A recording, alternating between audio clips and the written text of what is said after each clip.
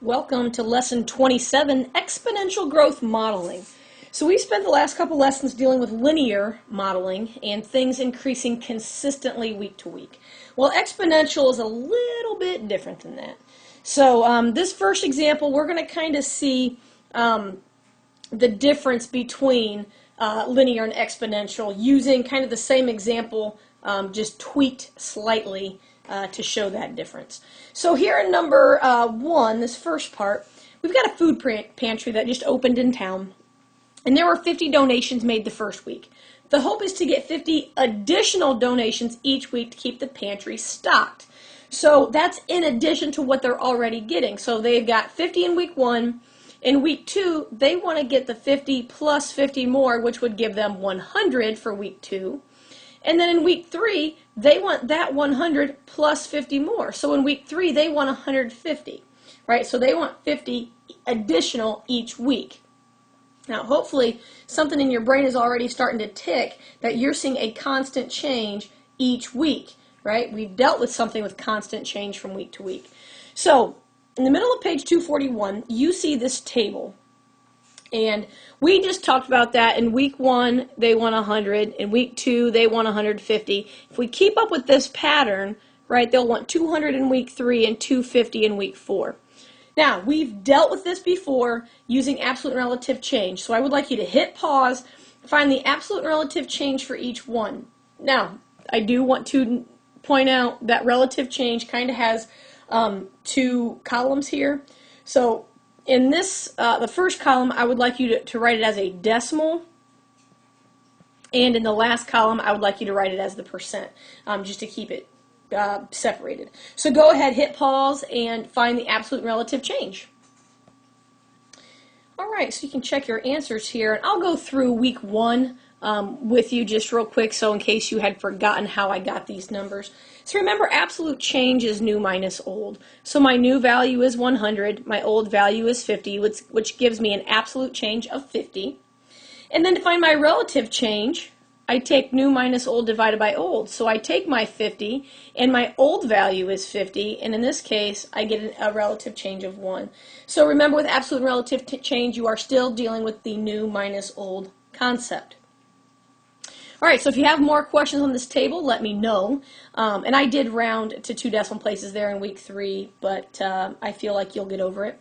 So go ahead and try to answer questions 3 through 6. And if you can't get them, that's fine. I'm going to go through them, but see if you can get those, since we've already dealt with this type of piece before. In number 3, what is the same from week to week, absolute or relative? Well, hopefully, if you did your table correctly, you see that the absolute is the same each week. And that should make sense because we are changing by 50 every week. So what unit is the time measured in?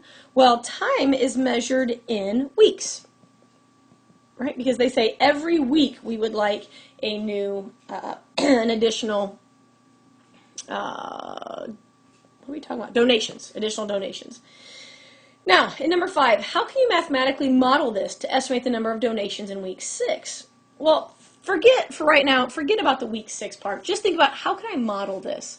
Well, what do we know? We know we have a constant change of 50, and we started at 50. So hopefully, and when I say hopefully, you don't have any idea how much I mean it. Hopefully, when you see this constant change, your brain screams slope. And my starting point, when my week equals 0, I have my y-intercept. So I can model this by saying y equals 50x plus 50, where x is the number of weeks. So if you wanted week 6, you would type in 6 for x, right? So we would say y equals 50 times 6 plus 50, do the lovely math, and in week 6 we should have 350 donations. And what kind of model is this? This is a linear model. This is what we did in lessons 25 and 26 when we were modeling. So the constant change is the key. That's when the absolute stays the same between time periods.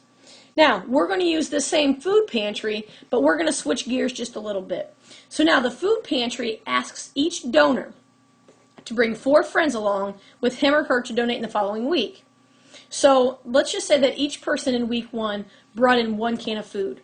Well, if you brought 4 friends with you, now 5 of you are coming and bringing a can of food. So now instead of just 1 coming in, we have 5. Okay? So all 50 people from week 1 are going to bring 4 friends total. So for every 1 donor, now we have 5.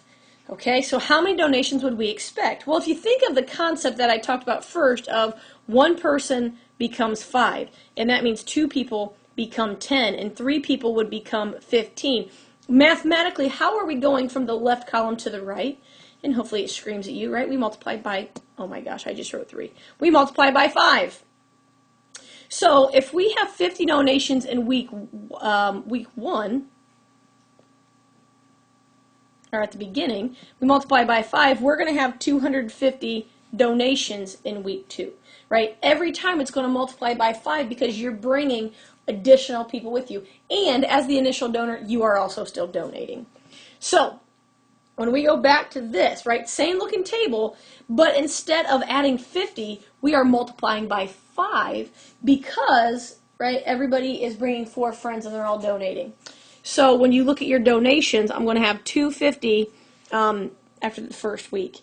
And then multiply that by 5, and I get 1250. Multiply that by 5, and I get 6250. Multiply that by 5, and I get 31,250. So look at that. After 4 weeks, I've got over 31,000 donations for my food pantry. You know, that is just huge. Now that is assuming that everybody is donating their 50 cans every week. That's important to recognize.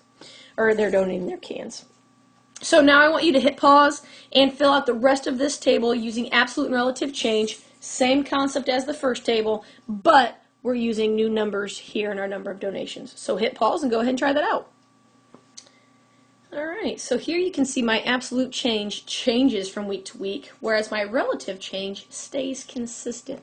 And again, we'll play with week 1 just so you can see, refresh yourself. New minus old, so 250 minus 50 gives me an absolute change of 200. And then to go relative, new minus old divided by old, so I take my new minus old, my old is 50, and that gives me 4. Now remember, that 4 is a decimal. So if in the decimal points at the end, so if I want to change that to a percent, I've got to move it 2 places, add the zeros, and that's how I get a 400% increase there. So knowing that, if we look at the questions that follow this, the mathematical rule to find the next week donation, well, we've already talked about that a little bit, right? We're going to multiply by 5. And so how can we find the expected donations for week 6? Well, you start with 50.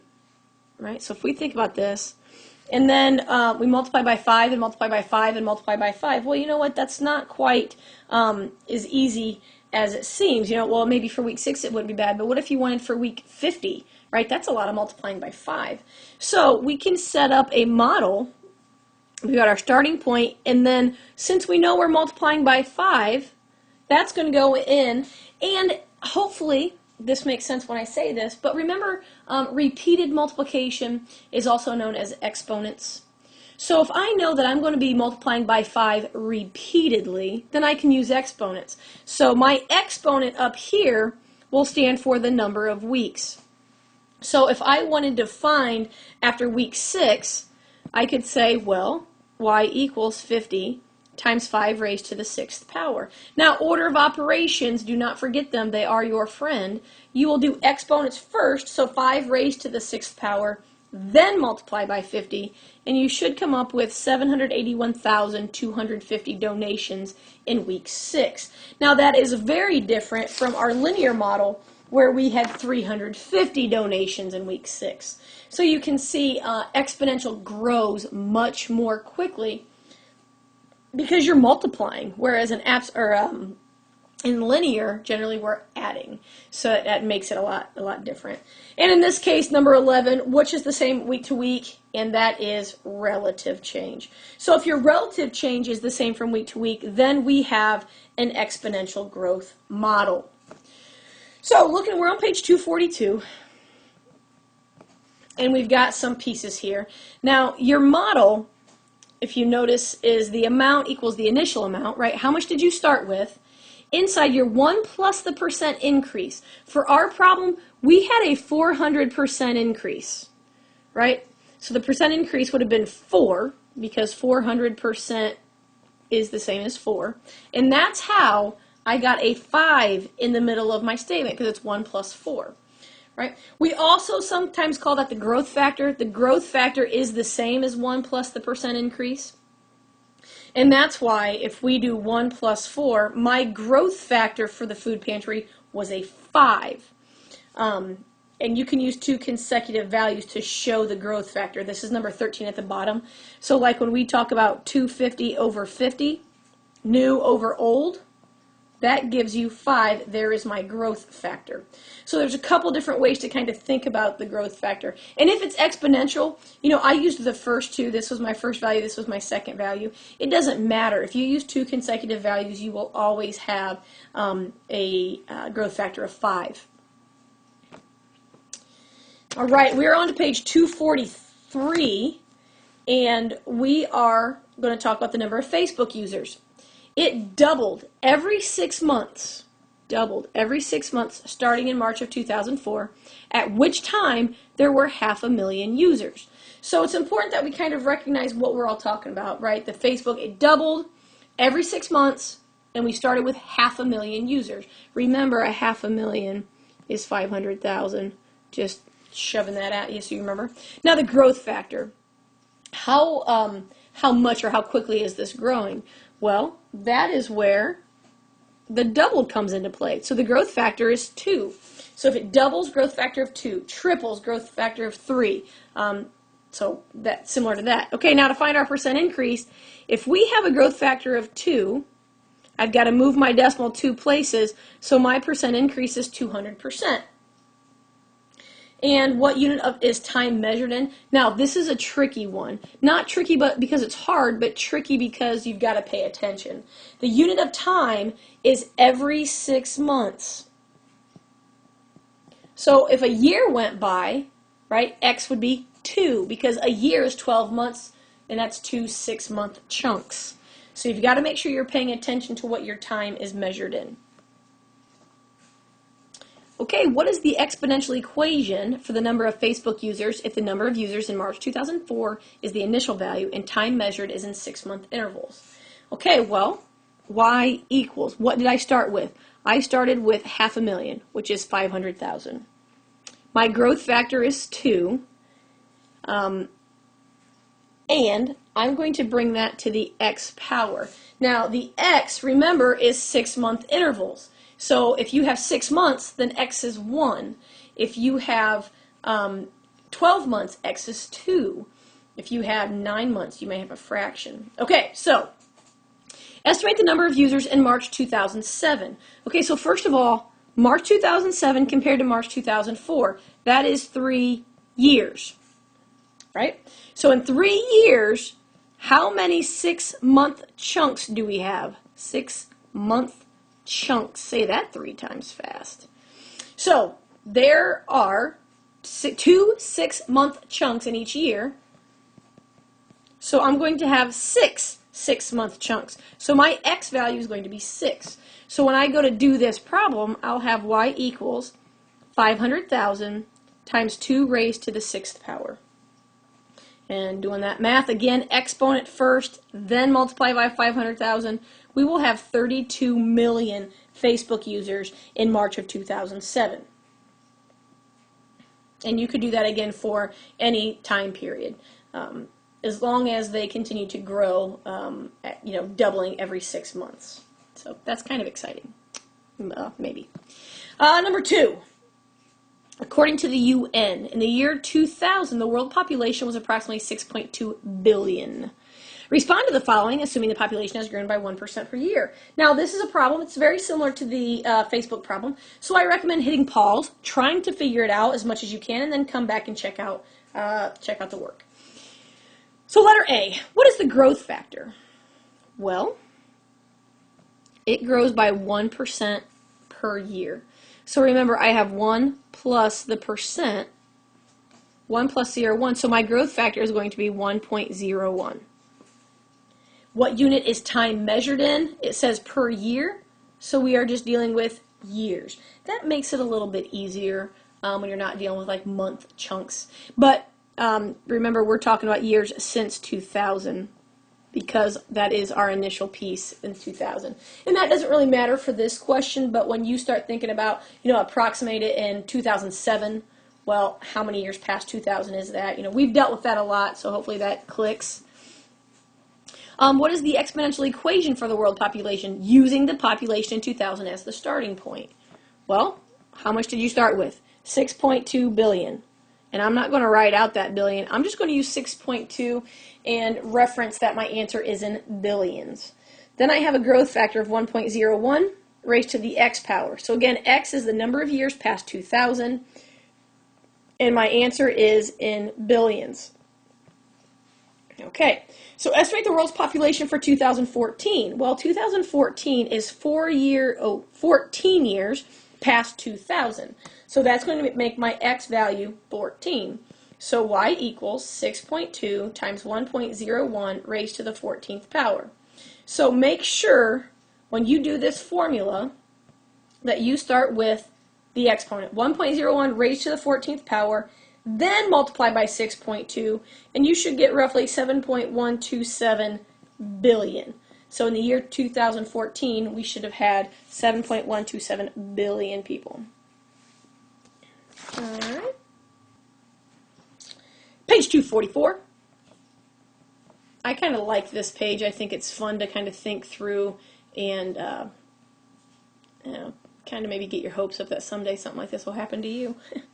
All right, so the king offered to pay the peasant $1 a day and then double it every month. So the original plan here, he's going to double every month. Okay, so after 16, you'd have 32, 64, 128, 256, 512. Right? So after 9 days, he's getting $512. If you want to do that for me, I will totally let you. Even if it's just the rest of the semester, the 3 weeks, I'll let you. The new improved plan, right? Because the queen, naturally, the queen is very good at math and says, dude, we've got an issue here. So the king says, okay, just kidding, $1 is way too less for the first, so I'm going to go with the new generous plan. Start with $20 and increase by 5 every day.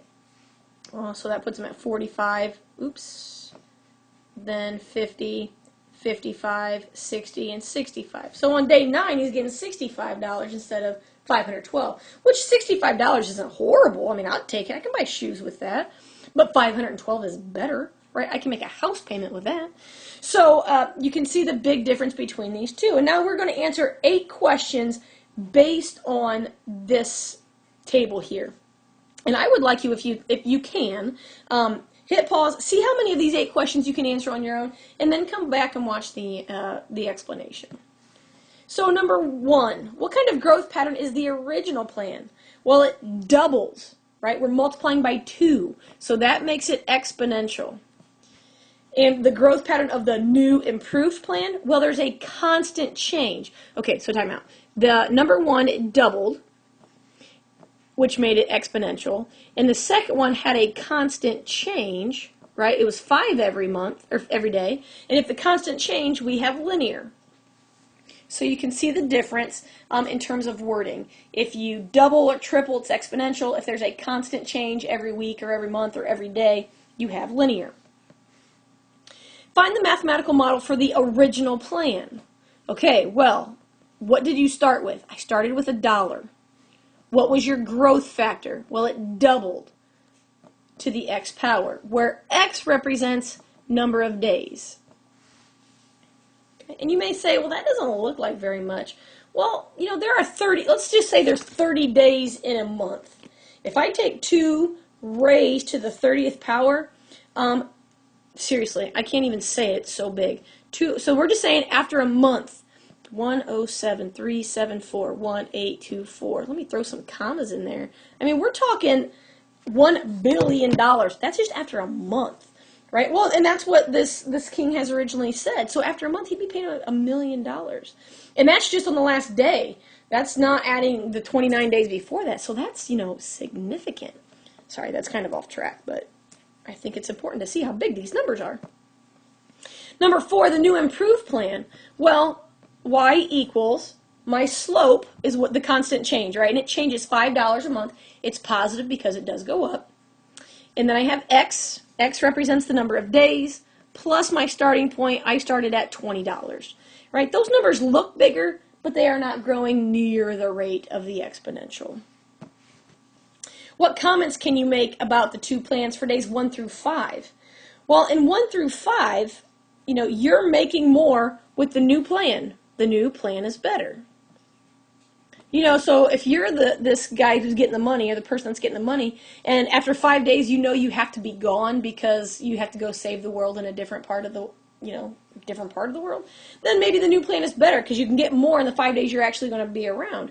But if you're going to be around for that whole month, when you look at days 6 through 9, the original plan is way better. I'm not even going to just say better. I'm going to say way better.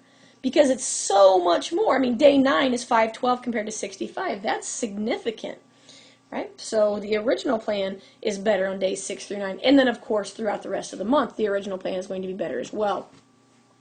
So what general conclusions can you make? Hopefully, when you're comparing linear and exponential, you see that the exponential grows more quickly.